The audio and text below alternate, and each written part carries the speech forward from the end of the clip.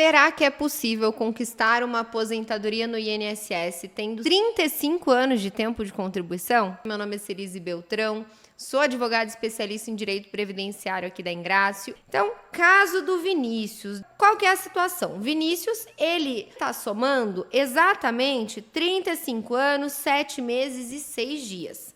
Só que o Vinícius não fazia ideia que ele tinha todo esse tempo. Sabe por quê? Porque deem uma olhada aqui como é que foi o histórico de contribuição do Vinícius. Ele trabalhou ao longo da sua vida em 2 empresas. Olhando só por este período, empresa A, empresa B e o mês que ele pagou de facultativo, ele teria direito a uma aposentadoria? Não, não teria. Ele teria 35 anos de contribuição? Muito menos. Só que o que acontece? Um detalhe muito importante que nem o INSS sabe, muito menos o simulador.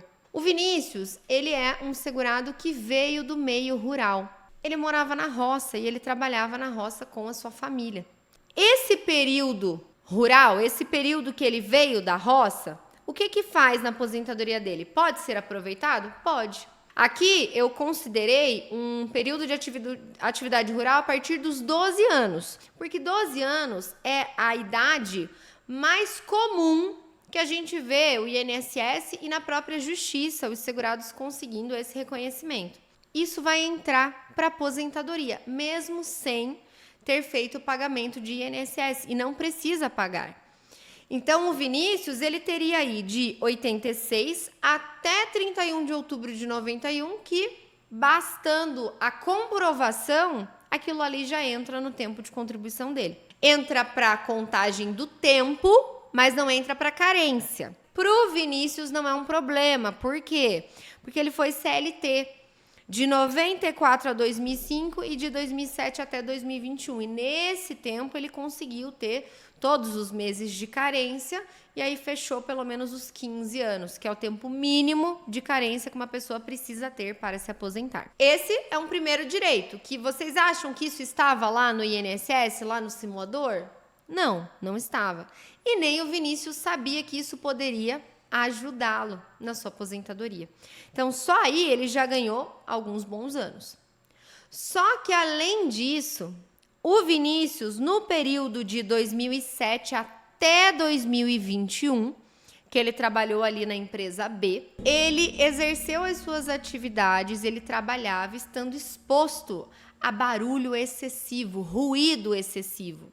Ruído em uma intensidade que ultrapassava o limite de tolerância. Desde 2003, o limite de tolerância do ruído, ele passou a ser de 85 decibéis. Então, quem fica exposto a uma intensidade, a um barulho superior a 85 decibéis, pode contar esse tempo como especial.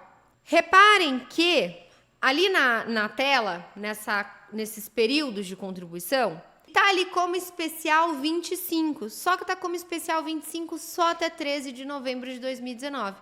E o Vinícius continuou trabalhando com esse barulho excessivo até 5 de janeiro de 2021. Mas por que eu fico limitado? Por que o Vinícius fica limitado a 13 de novembro de 2019? Que a partir da reforma a gente não pode mais ganhar tempo adicional para um segurado que exerce atividade insalubre. Então, por mais que o Vinícius tenha ficado exposto ao ruído até 2021, é só até 2019 que ele ganha tempo adicional. Esse adicional ele é de 40% de tempo de contribuição a mais. Um tempo depois, ele foi lá e fez uma contribuição como facultativo. Facultativo é aquela pessoa que está desempregada, que paga por opção. Por que o Vinícius fez esse pagamento? Para ter sua condição de segurado no INSS e ter acesso a um benefício por incapacidade se ele precisasse, ou então a uma pensão para o seu filho, para a sua esposa. Então vejam que, com todo esse tempo, ele pode sim se aposentar. Só que eu quero que vocês observem primeiro como é que foram as contribuições do Vinícius ao longo da vida. Toda vez que a gente vai calcular uma aposentadoria, a gente tem que atualizar os salários para entender quanto é que equivale atualmente. Lá em 2000 ele contribuiu com R$600. Quanto que equivale hoje esses R$600 lá de 2000? Então, tudo tem que ser atualizado. Mas quando ele começou, ele tinha contribuições mais baixas, ele foi tendo um crescimento, foi tendo ali reajuste, promoção.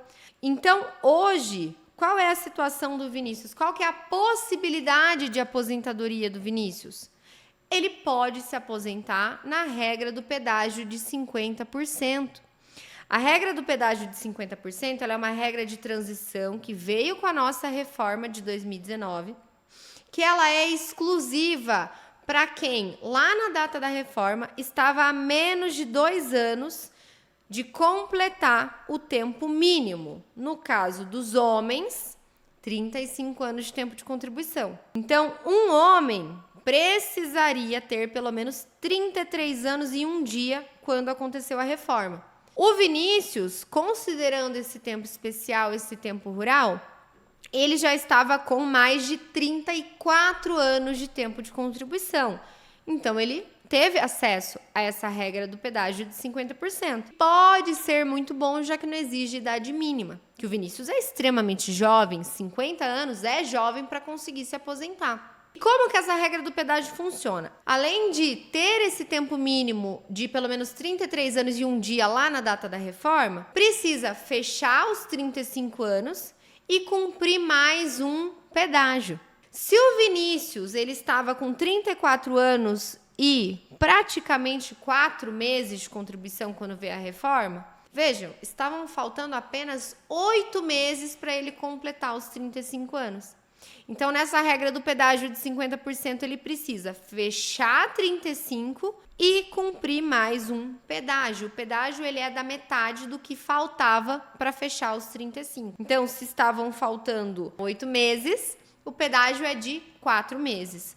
Por isso que, atualmente, tendo 35 anos e 7 meses, ele pode se aposentar. Qual é o porém? O porém está no valor da aposentadoria.